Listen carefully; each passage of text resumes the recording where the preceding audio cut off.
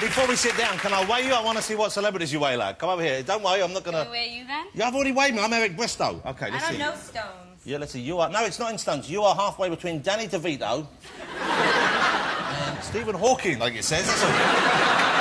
We go without the chair. OK, thank you, Kirsten. Mr Maguire, come on, let's find out who you weigh.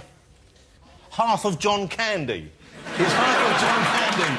Well, that's going to be joining in. That's, that must be one of the strangest ways you've been welcome onto a show, I would imagine. I like it. Hey, thank you for coming on. I've seen the new Spider-Man movie. I'm a big Spider-Man fan anyway. I don't want to freak you out here, but I know just about everything there is to know about Spider-Man, in particular the first 150 issues. Wow. After that, I get a bit fuzzy. Right. But I'm pretty good. You know more than me. I probably know more than both of that fact. I've loved them all my life, but you don't have to know about them to be in the movies. But I'm thrilled because the film is so good. I mean, all three of them are great, but this is such a cracking film. And I saw it with my kids, and my little girl loves it. She loves the romance aspect of it. My little as well. We all went home very happy. So thank you very much indeed. You can go now. Thank you. Very much. Now, here's the thing, though. It seemed to take a long time between Spider-Man #2 and Spider-Man #3. I felt like I was waiting for far too long. Did it take longer to make than the other two, or was it just my imagination? I had other movies to make. So you were busy on other films? We had to wait for her. Was that really... Is that the case? No.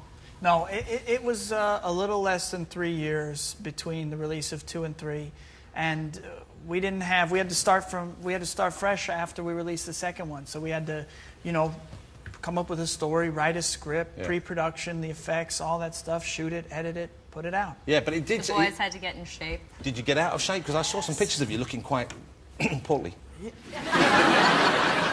happens to us all, brother. I'm not casting any discussion.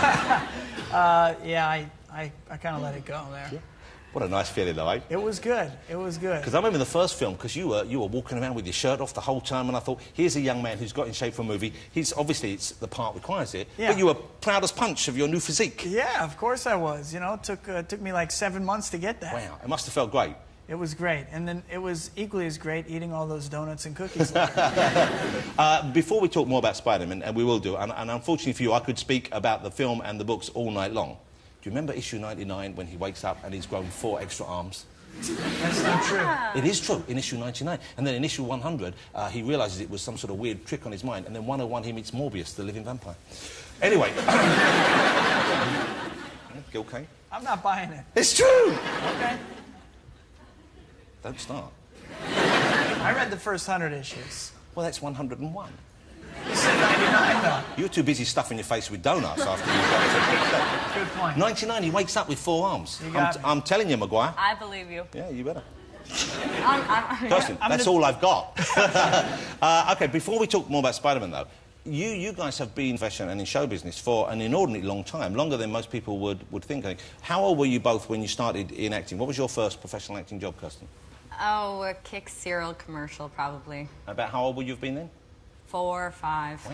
And you acted fairly solidly, didn't you, all through the youth there and in your teen I did years? commercials when I was younger, and then I did Interview with the Vampire, which made me famous. What? But that was a remarkable film. I don't know if you remember seeing Kirsten that. Obviously, that's her on the right there. On the left is a young Brad Pitt. But that was a remarkable performance. Thanks. You know, especially for a young My best one. actor. No, I don't think so necessarily. Yeah, you've done some good... Oh, you were joking. Self-deprecating. That's unusual in Americans. Self-deprecation? Yeah, it is quite unusual, isn't it? Toby's still trying to come back with the zinger about issue 99. Hey, Toby, you were in a McDonald's advert, I believe. I was. But you are now a staunch vegetarian. I am. Were you a vegetarian at the time? No. Ah, I see. Was it doing the advert that turned you on to vegetarianism? You might think it could be, but it was not the case. Did you meet Hamburglar? I have a Hamburglar action figure. I loved Hamburglar. In my kitchen, he's my favorite too. Where is Hamburglar now? I don't know. I don't know. I never met him. Yeah.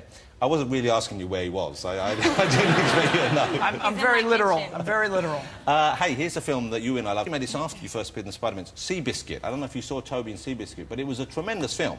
Was that after Spider-Man 2 or before Spider-Man 2 that you made that? That was between Spider-Man 1 and 2. OK, and presumably there you had to lose even more weight, I would have thought. I had to lose a lot of weight in that movie, yeah.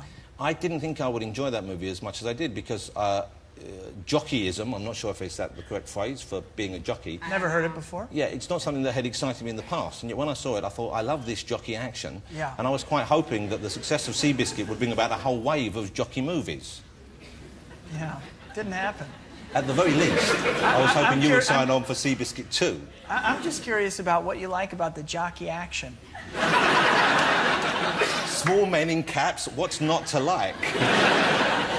Did you actually learn to ride a horse at that level, at that kind of speed? I did, yeah. How do you do that? Do you actually go out and just learn it, or there is a training process? That you... I worked with a Hall of Fame jockey, Chris McCarron, and I worked on this machine at home called the Equicizer, which is what jockeys use to rehab or to train. So you actually have... So what, is it like a fake horse or something? Or... Yeah, basically. So you have a horse, like, in your front room?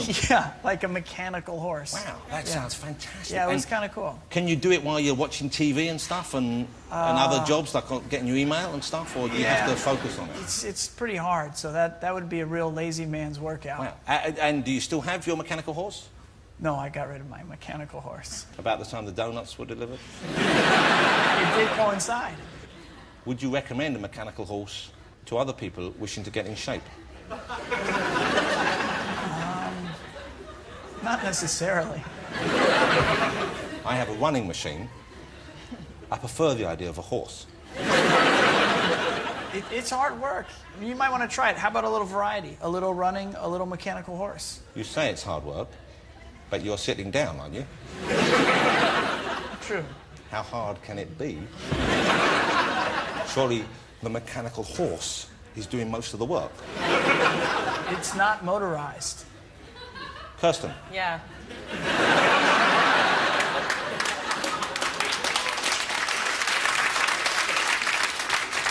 Have you